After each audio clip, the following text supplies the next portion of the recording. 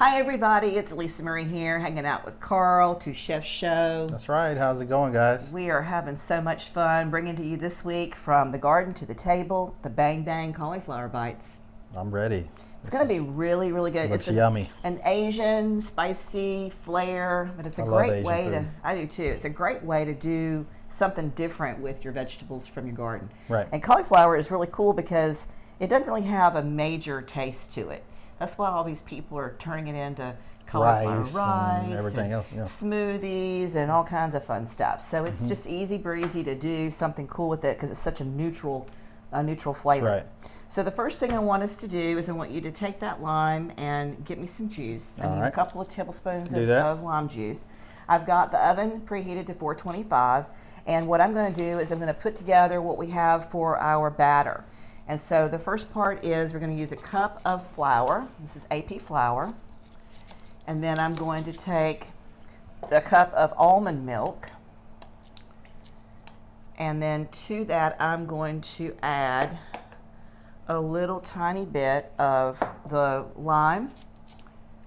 And then I'm going to mix it all up. And so once I get that all mixed up and smooth, then we're going to start dipping our cauliflower bites, or cauliflower florets rather. We cut these up from the garden into tiny pieces, and you can be chunkier if you want to. We just cut them up smaller. And we can add that in to the cauliflower and then dip it in the panko. And we're going to bake it. We're going to bake it for about 25 minutes. This looks like something you could do with the kids or something, and Oh, it's easy. make it to where they eat vegetables. You know? Yeah, for sure. The other thing, this actually has the consistency of glue. Right. Really the truth of the matter. And I don't want to do too much lime in this because we're going to use the rest of the lime for the actual sauce, but just a tiny little bit, like a teaspoon. Just do a little dollop. I just like to have that flavor in there all the way through the whole recipe. A little pinch of salt and pepper. So a pinch of salt, pinch of pepper. Put that in this batter and stir that in, and it looks like that, guys. Kind of looks like sausage cream gravy. I was about to say. That's Little right. sausage and some biscuits there. You're doing real good. Oh, Yep. All right. soften it up. That's right. All right. So from this stage, what I'm going to do is I'm going to add 2 cups of panko to this bowl, and we're going to play that game that we like to play where we get our fingers all gunked up. There you go. All right, those are the ingredients you're going to need for your sauce. And we're going to take this cauliflower, and I'm actually going to go get some parchment paper. And what I want you to do, if you want to, you can do it with your hands, whatever you want to do, but you want to get the cauliflower dipped and then covered in the panko. And then I'm going to, like I said, I'm going to go ahead just to be neater and throw a little parchment down on that just 'cause it's going to be easier to clean up. So wait to put anything until we get the parchment. So dipped and pankoed. Yep. That's what we could do, what we could call it. Super easy. You mind I'm throwing them in there like that? No, Just shoot. whatever you want to do, just knock it out. All right. It's bang bang, so knock it out. All right. Actually, no, I'm going to fold that a little bit. Make it a little bit even neater than it was still. Okay, put that down like that. Be even more neater, more fitted. So I'm going to do this and you're going to start on the... You want me to do this and you're going to do this here? Or? Well, I'm going to do it with you so Okay. we can knock it out real quick. Okay. Because this is not a long episode Okay. for everybody. It's pretty simple stuff. But you know what, you could... How about I do this and you panko them? Okay, that's fine. That sounds good. So you stick them in there and just lay them in here. And I have found that the best way to do this is to, about 22 minutes really is what they need to be done. But about halfway through that, guys, I want you to go in there and flip them over. Just take a little spoon and knock them over a little bit so that both sides get more browned and not just one. Because it just does matter to make it a little bit more crispy. And we cut these up yesterday, so these are not like fresh cut, so a little bit of the water has already kind of come out of them. And that's the main thing. You don't want them to get all watery because then it's mushy. It takes longer to make them crispier that way. Now y'all see what I'm doing because I dropped so many of them in there. When I take out, if you're not careful, you'll pull out all the batter. Oh yeah. So, Well, kind of shaking it back off. That way I can preserve some of the batter for the rest. Right. Kind of feels like we're making our crawfish. Because they're so tiny, you know. It feels like we're frying up some crawfish. Getting ready to be crawfish time in Texas too. It is actually. There's a few of them out. Get-togethers, and that's a good time. I know. I love that. That's something that in North Carolina we didn't do. We had shrimp bowls, but we never had Crawfish bowls. We didn't do crawfish. Yeah. But we didn't have beef barbecue here in North Carolina either. You know, we were vinegar-based pig. And I do. Pig. You know, I love the actual, like my pulled pork is a vinegar based, and it is, man. And I tell everybody, I was like, look, you know, when I started, I said, you know, one thing I can tell you here in Texas, we know how to do that brisket. That's for sure.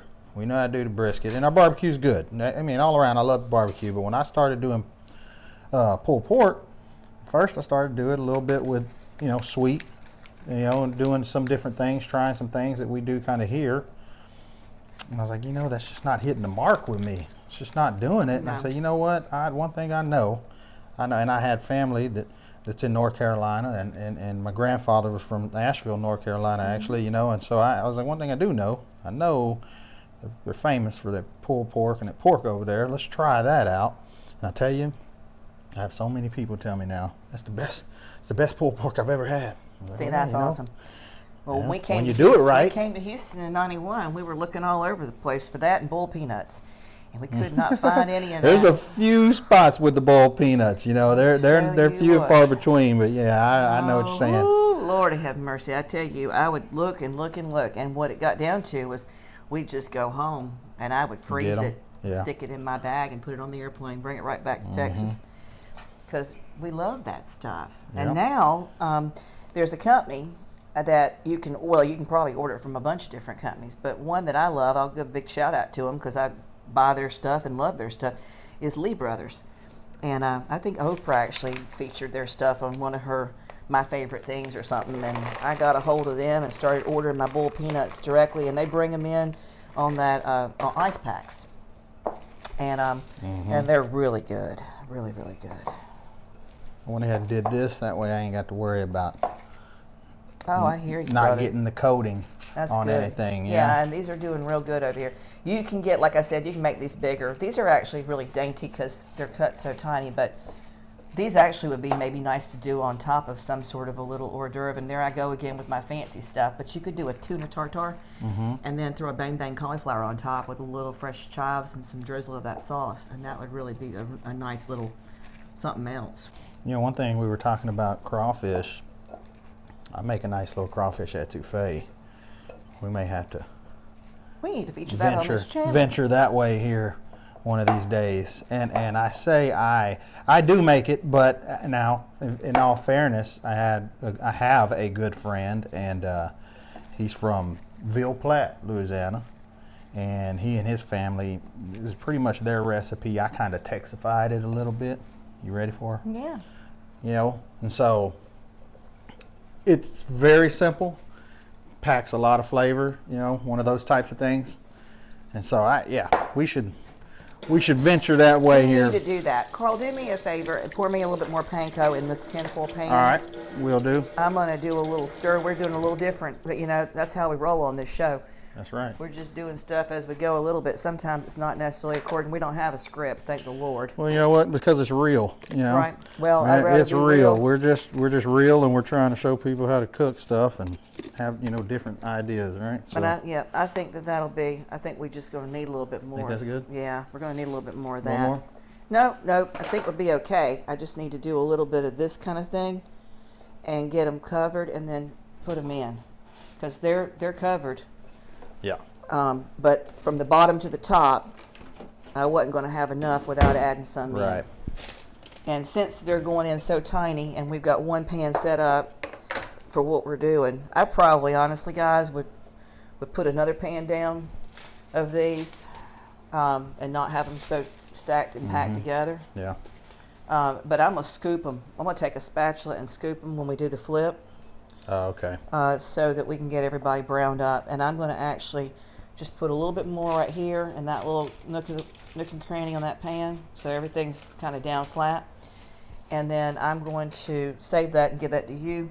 We'll put that. We can put it in the freezer. I'm sure Cool. that'll be perfectly fine in the freezer. We can fry it up. You can fry them in the frying pan like Yeah. you do okra too. Yeah. That'll be another way to do this recipe. So you just learned something as we learned it. My brain was going 90 miles an hour. I can put that in the Tuna fryer on the tartare trailer. and do-da-dee and this da-da. So this we're going to stick over Alrighty. there.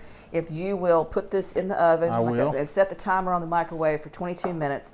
Set it for Alrighty. 11 actually, so that we can flip them in halfway Okay. through on that. And then as soon as we get done with those coming out of the oven, we'll be right back to you, and we'll make the sauce for the Bang Bang cauliflower. We'll see you in a second. Hi everybody, we're back. The cauliflower Bang Bang bites are ready to go. They smell good. We have flipped them and we have crisped them up, and now we're going to pull them out of the oven and make our sauce and stir them up and fix them up, Ready. and then eat them up. Yeah.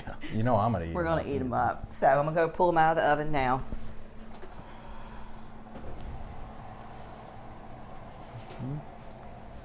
They are pretty.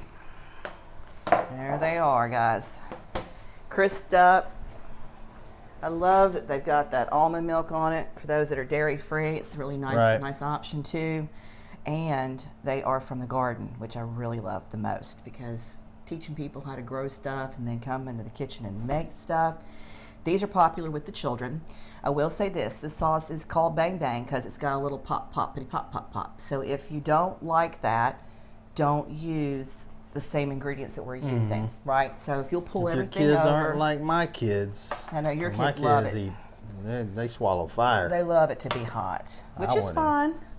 It's fine, but I mine wouldn't are not like that. particularly big fans of it being too spicy. So we're going to need the lime juice. Yeah. Okay.